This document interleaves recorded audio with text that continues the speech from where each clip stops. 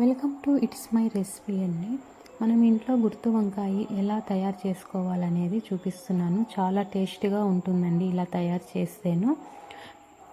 ఇప్పుడు మనం ఆయిల్ పోసుకొని వేయించిన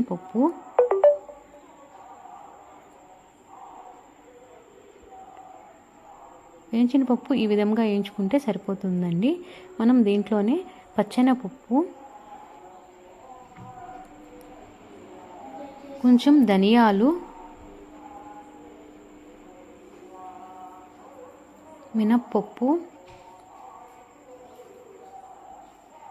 ఆవాలు, మెంతులు, ఎండుమిరపకాయలు వేసుకొని మనం దోరగా వేయించుకోవాలండి. ఇవి ఎక్కువ వేయించుకోకూడదండి, లైట్గా వేయించుకుంటే సరిపోతుంది. ఈ విధంగా వేయించుకుంటే సరిపోతుంది.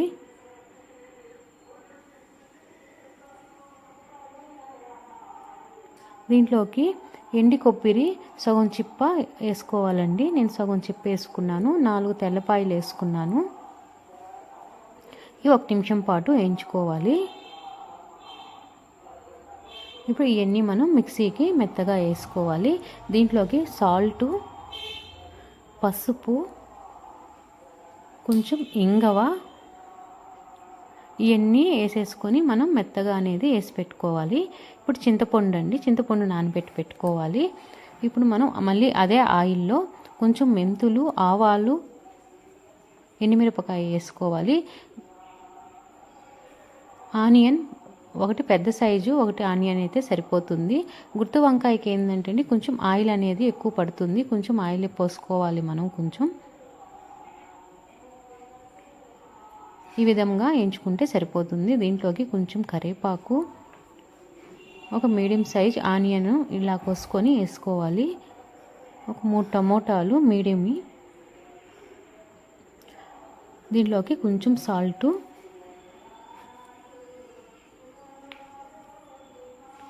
సాల్ట్ అనేది చూసి వేసుకోవాలండి. మనం పొడిలో వేస్తున్నాం కాబట్టి సాల్ట్ చూసి వేసుకోవాలి. చూడండి, ఈ విధంగా టమోటా వేగిపోతే సరిపోతుంది.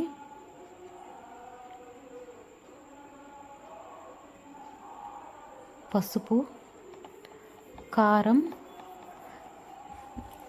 నేను 2 స్పూన్లు కారం అనేది వేస్తున్నానండి. మనం పొడిలో కూడా మనం ఎండుమిరపకాయలు వేస్తున్నాము, చూసి వేసుకుందాము. చింతపండు అంతా మనం ఇలా పులుసులాగా తీసుకొని మనం మొత్తం పోసేసుకోవాలి. ఇప్పుడు కలుపుకొని ఉడకనిద్దాము. ప్లేట్ పెట్టేసి ఉడకనిద్దాము. చూడండి, ఇదంతా నేను మిక్సీకి ఈ విధంగా వేసేసుకున్నాను పొడంతాను. వంకాయలు మనం ఉప్పులో కడుక్కొని మనం ఘాట్లు ఈ విధంగా పెట్టుకుంటే సరిపోతుంది. గుర్తు వంకాయకి చిన్న వంకాయలు అయితేనే బాగుంటుందండి. చూడండి, ఆ పొడంతా మనం వంకాయలోకి పెట్టేసుకోవాలి. కొంచెం ఇట్లా ప్రెస్ చేస్తే పొడి అనేది బయటికి రాకుండా ఉంటుందండి.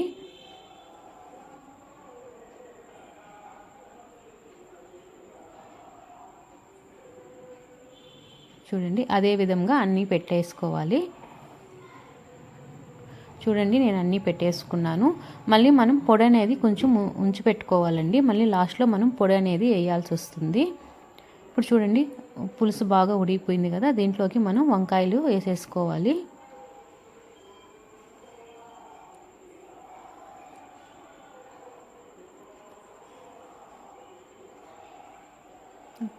ప్లేట్ పెట్టేసి వంకాయ అనేది ఉడకనిద్దాము. చూడండి, వంకాయ ఉడికిపోయింది. మీకు చూపిస్తాను. చూడండి, ఈ విధంగా ఉడికితే సరిపోతుంది. ఇప్పుడు మనం దీంట్లోకి పొడి తీసి పెట్టమని చెప్పాను కదండి. ఆ పొడి అనేది దీంట్లో వేసేసుకోవాలి. మనం ఈ కొరవ పొడి అంతా నేను వేసేస్తున్నాను.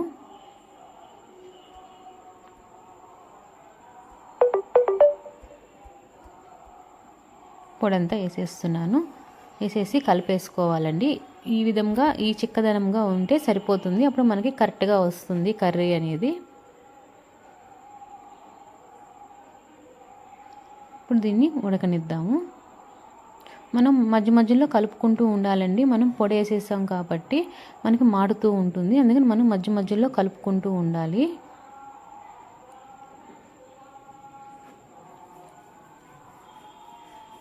చూడండి, గుర్తు వంకాయ ఉడికిపోయింది. ఈ విధంగా వస్తే సరిపోతుంది. చూడండి, ఆయిల్ అంతా కూడా మనకి వదిలేసింది కదా, అప్పుడు మనకి కూర ఉడికిపోయినట్టు. చూడండి, వంకాయ కూడా ఎంత బాగా వచ్చిందోను. ఇప్పుడు దీన్ని మనం బౌల్లోకి తీసేసుకుందాము. ఇదంతా బౌల్లోకి తీసేసుకున్నాను. చూడండి, వంకాయ ఎంత బాగా వచ్చిందో, కరెక్ట్గా వచ్చింది. చూడండి, కర్రీ కూడా ఎంత బాగా వచ్చిందోను. నచ్చితే లైక్ చేయండి, షేర్ చేయండి. సూపర్.